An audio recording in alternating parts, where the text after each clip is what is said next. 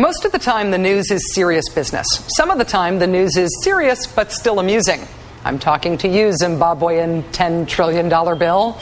But occasionally the news is laugh out loud, coffee out your nose funny. So far this week, that news story is the one out today, that a former fundraiser for Hillary Clinton is now supporting John McCain. A big Washington press conference was arranged. They made her available to reporters. Everyone's writing up the story, and then the funny happens. Why doesn't this Hillary Clinton fundraiser like Senator Obama? Well, she told CNN earlier this year, it turns out, that Barack Obama is an elitist, out of touch, that Obama guy. So who is she who feels your pain and just can't throw her support behind a fancy Dan like Barack Obama? That would be Lady Lynn Forrester de Rothschild. The Rothschilds, of course, being the great banking and finance dynasty of Europe.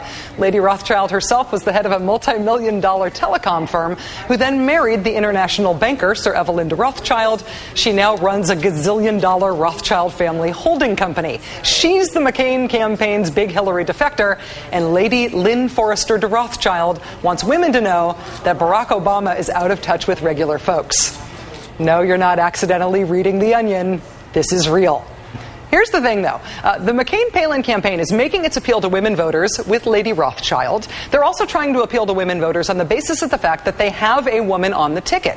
At some point, though, the campaign, I think, has to get to the point where we talk about the McCain-Palin ticket and what they are offering to women in terms of policy, how they have governed and how they will govern. The Obama-Biden campaign is trying to go there. They're hitting the equal pay issue with a new ad. They're for it. McCain and Palin aren't. And I expect we will probably see something from Obama soon on reproductive rights, on Roe v. Wade and the Supreme Court. Heck, Senator McCain and his wife, Cindy, almost made that ad for Obama today when they were asked on Good Morning America about abortion rights. This is Diane Sawyer asking about Cindy McCain favoring Roe v. Wade and John McCain wanting it overturned. What's the difference in the two of your view of the issue? Well, let me just say this is all about courage and compassion. But, Mrs. McCain, do you oppose the repeal of Roe versus Wade? Was that report correct?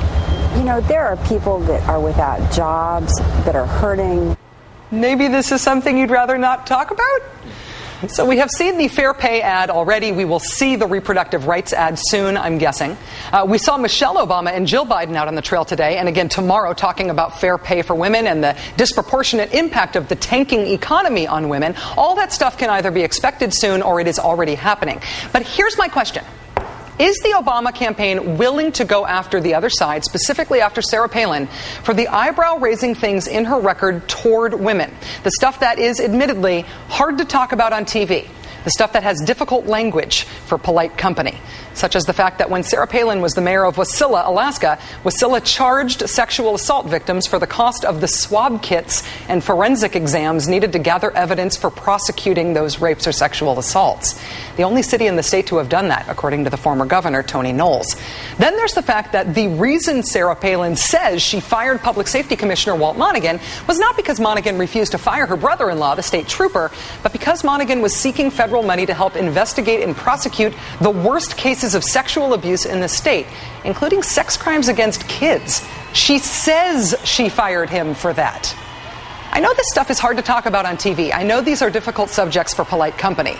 But the McCain campaign is already running an ad against Obama, implying there's something creepy and lecherous about him wanting to protect kindergartners from sexual predators.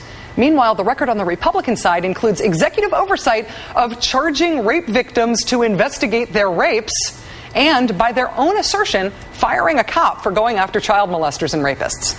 I don't know if the Obama-Biden campaign will raise this stuff. I admit it's delicate. But there is a case to be made that a record like that is a whole lot more relevant to women voters than whether or not the Lady Rothschild has detected an odor of elitism.